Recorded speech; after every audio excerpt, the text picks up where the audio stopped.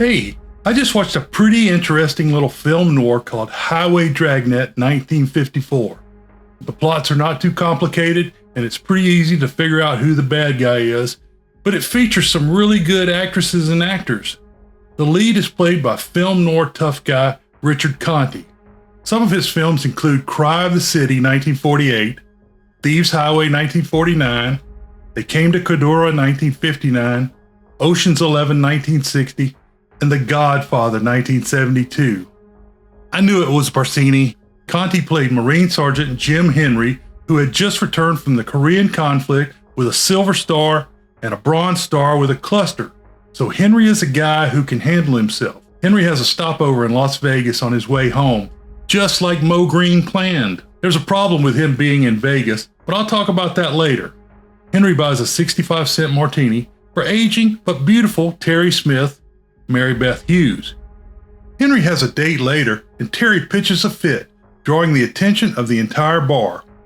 But then they laugh and kiss. There's my picture on the wall when I was modeling. Hey, you were really beautiful then. What do you mean then? I'm sorry, I didn't mean it that way. I don't like cracks like that. In the morning, Henry hitches out of town. He is waiting about 7 miles outside of the town for a ride. Suddenly, Lieutenant Joe White Eagle, Reed Hadley, and Sergeant Barnett arrive in a patrol car and arrest Henry. They take Henry back to a motel in Vegas where he sees the dead body of Terry. The police have Henry's bracelet, which was found under the body. Terry was strangled with a leather strap. They search Henry's bag and find a .45 and a bloody Marine shirt. The cops also know about the spat in the bar. Henry says he spent the night with an Army captain, but when the police call the hotel, it can't be verified. Henry says the captain is on a secret mission and can't use a real name. It looks bad for Henry, so he panics and gets a drop on the cops. Before he escapes in the police car, he does what should be done in a lot of movies. He shoots a tire out of the other car so they can't follow him immediately. Henry flees down the road towards the California border. Of course, crossing a state line doesn't end a murder charge like in the cowboy days. The police are some distance behind him when he sees two women working on a broken down car.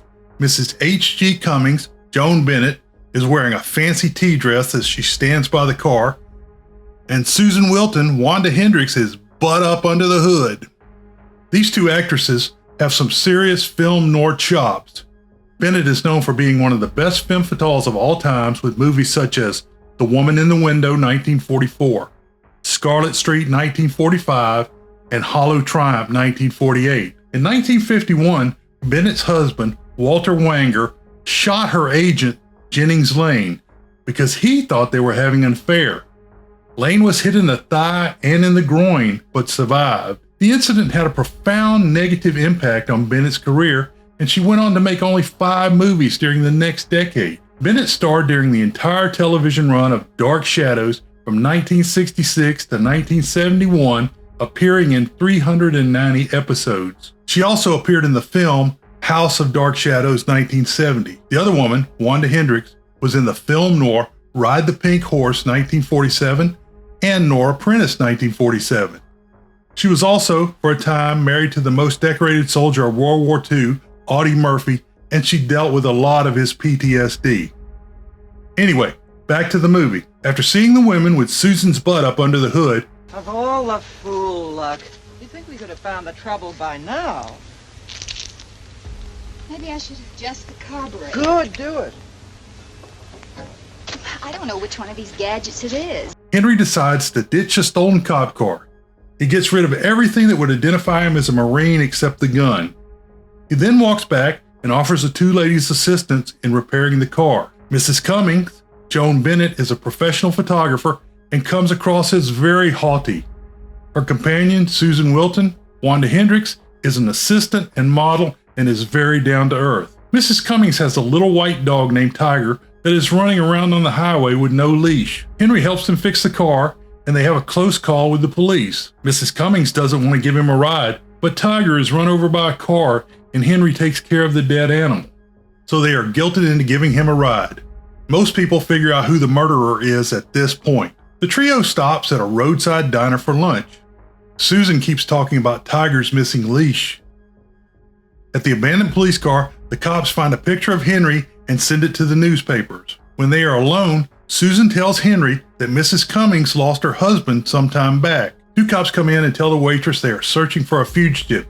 They completely overlook the fact that the person they are looking for is sitting right beside them. Susan has her first inkling that Henry may be a murderer. Susan and Mrs. Cummings try to abandon Henry, but he has the car keys. Henry has another close call with the police at the California inspection station, but they get through, just like those Jodes. Susan thinks Henry is not the strap killer because he has passed so many cops. She invites Henry to stay at the inn. The next roadblock is just after their destination at the Apple Valley Inn. Sergeant Barnett is at the roadblock and sees the car turn in. The newspaper delivery man arrives with papers that have Henry's picture splashed on the front page. Henry sees his picture and stops the delivery to everyone.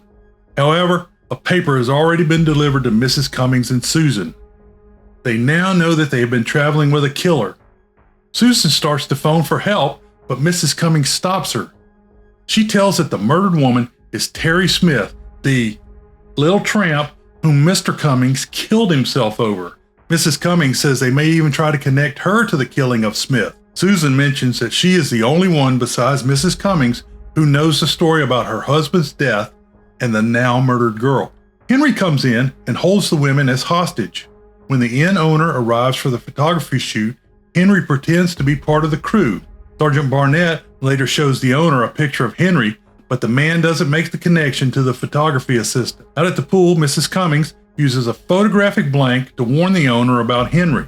Just wanted to make sure you had the right film. Certainly wonderful to work with professionals. Now, let's see now. Don't tell me. Don't forget to pull a slide, Mr. Carson. Oh, yes, I know. You have to pull a slide to get the picture.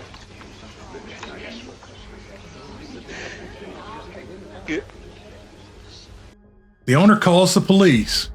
In an attempt to warn the guests, the owner creates a panic. Henry pulls his gun and loads Mrs. Cummings and Susan into the car, but it won't start. Henry steals a station wagon. He drives through the wooden barricade, going west, and also runs over two parked police motorcycles. Put your faces against the back of the seat.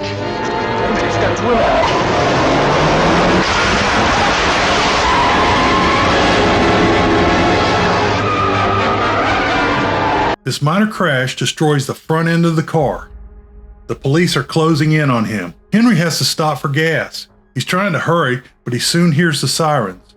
Using his gun, he forces a trucker to block the road before he shoots out a couple of the tires. Again, this should be featured in more movies. The police are blocked by the truck. Sometime before the next roadblock, Henry drives the car into the desert. The police miss the pull-off. The car overheats a little bit, and while he's in front, adding water, Mrs. Cummings tries to get Susan to run him over with the car. However, she won't kill even to save her own life. Also, Susan has a crush on Henry. Some girls have a thing for bad boys, I guess. Later, Henry gets the car stuck in the sand. The police realize that Henry is in the desert. Henry and Susan are trying to push the car out with Mrs. Cummings behind the wheel. Mrs. Cummings shoves the car in reverse and hits Henry. Watch out!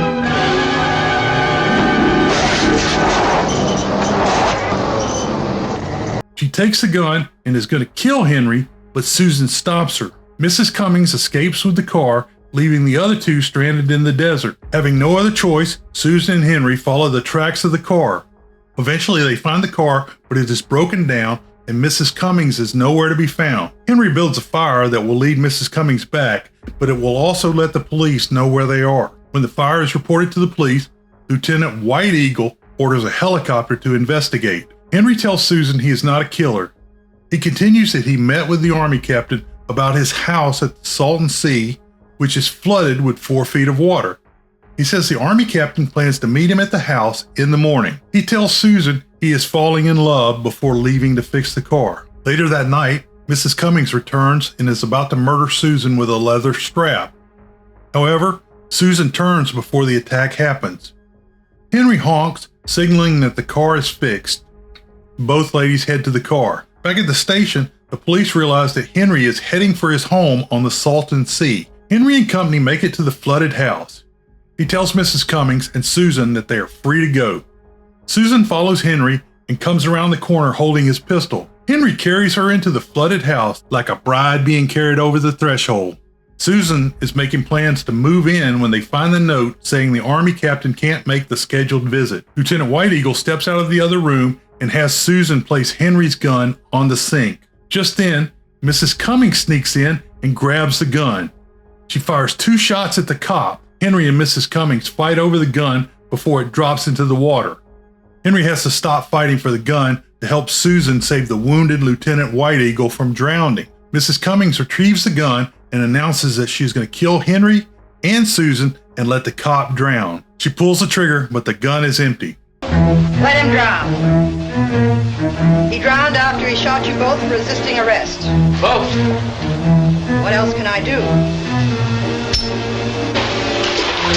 Mrs. Cummings runs from the house and eventually runs down a temporary boardwalk.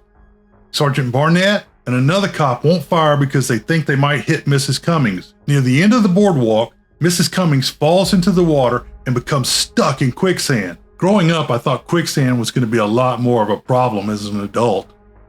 She confesses her crimes and the police hear her. At this point, Henry tells her that she won't sink any deeper because the bottom is concrete. So you picked on me. Please, Jim, please, you've got to help. You figured if they found me dead, you'd be free. Don't go away, please, wait. You can't go down any further. There's concrete underneath. Sergeant Barnett begins cuffing Henry, but the wounded Lieutenant White Eagle arrives with Susan, saying to let him go. This is one of my pet peeves. In many movies, when a character flees towards justice, the cops often seem to overlook the other charges that the hero has accumulated. At least in this movie, they mention some of the other crimes like kidnapping, shooting tires, resisting arrest, reckless driving, and felony flight. Kudos to this movie for mentioning the crimes before letting Henry go free. So, I guess Henry and Susan live happily ever after in their partially submerged house. There are some continuity issues between the Apple Valley Inn and the Salton Sea. Susan's dress changes from black to white about 17 times. It's a little disconcerting. I found it interesting about the Salton Sea because it was formed in 1905 by a flood from the Colorado River. For a time it was a resort and the likes of Sinatra entertained there. There were yachts and fancy nightclubs all around. The problem is that with little inflow and no outflow, the entire lake became toxic as it grew smaller. As it dries, wind-borne toxic clouds are blown from the lake bed. It is now mostly deserted. One problem I have is that if Henry was returning from Korea, he would have come into the West Coast and going to Las Vegas would have been out of his travel direction. I'm very happy that they shot out a lot of tires. This reminds me of a quote.